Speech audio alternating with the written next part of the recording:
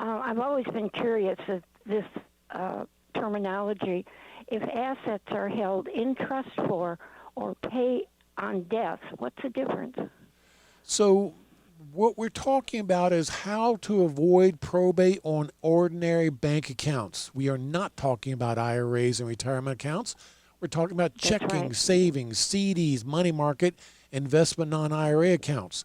You can avoid probate on those by keeping them in your name only, Kate, but making them POD, payable on death, ITF, in trust for, TOD, transfer on death to your kids. They're all the same thing. Different banks use different terms. So it just depends on what term your bank is using. Maybe they're using POD, maybe they're using ITF. Either one's going to accomplish the same goal. Thank you for that. I never understood that, but thank you for making that clear to us. You're very welcome, Kate. Appreciate it. What do you think, Robert? Oh, I tell every one of our clients, even though when I do our Medicaid workshops, we always talk about estate planning, and one of the slides is about enhanced life estate deeds, and then I go into, what you talk about in your workshop. That's just not good enough. Every single account that you have needs to have a beneficiary on it. POD, TOD, ITF, all in trust for, because I don't want anything ever to fall into probate.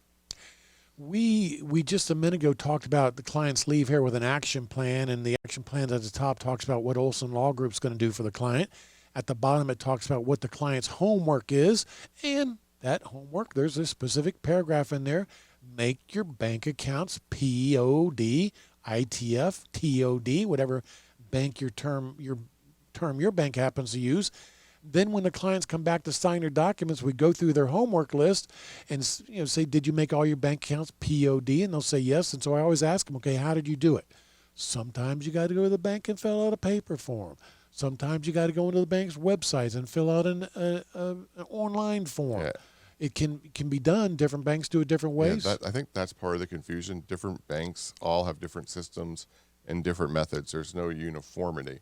And so they have to put a little bit of work in to get it done, but it's worth it in the end. Like I had one unfortunate incident, with Medicaid planning, you're allowed $2,000 in assets, but if you have a account designated as burial, you can put you can protect another $2,500 in it. And I always tell them, when you open that account, make sure you're the beneficiary because it's for burial. Person did not make themselves beneficiary, and the $2,500 had to be probated. By the way, folks, when you're going to the bank, let's say you got 3 kids and you're making your bank accounts POD, payable on death to your 3 kids, as a tool to avoid probate on it. When you make them the POD and you pass away, any one of your children can show the bank your death certificate, and they'll write 3 separate checks to your 3 kids. It is not the first kid down to the bank with a death certificate gets all the money. They'll write 3 separate checks to the kids. And the beauty of that is the kids don't even have to talk to each other, deal with each other. No opportunity for them to argue or fuss over this. It just couldn't be more simple. When you're filling out that POD form, there's an additional box that says, okay, you're making it POD for your 3 kids. Tell the bank us, what happens if one of them happens to die before you? And you can check a box that says, okay, give it to my surviving 2 kids, or you can check a box that says, okay, take that child's share and give it to that child's children. So there are choices to be made on these POD forms.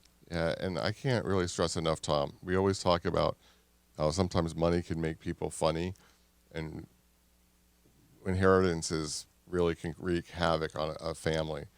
But if you already have everything set in stone before you die, and you have the beneficiary on your house and the beneficiaries on all the accounts, there's no complaining. There's not one favoritism to one sibling over another. You will make their lives a lot easier after you pass. At the Olsen Law Group, we talk about we're helping clients making things simple, easy, inexpensive for their children. Well, that alone is a good reason, simple, easy, inexpensive. But it also means that there's going to be less opportunity for your children to argue with each other. Exactly. And that is so important these days. That's no parent wants to have their know that their kids are going to be arguing when they both pass away, and that's we can help them do that through the avoiding probate process. Now, people want to avoid probate because it's expensive and it takes a long time.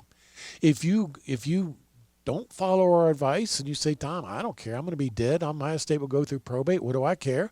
And I'm going to name my oldest child as the executive personal representative, and you pass away, well, guess what? Now, all of a sudden, your oldest child holds all the cards. They get to dictate what happens, when it happens, how long it takes, and man, trouble is brewing the moment that happens.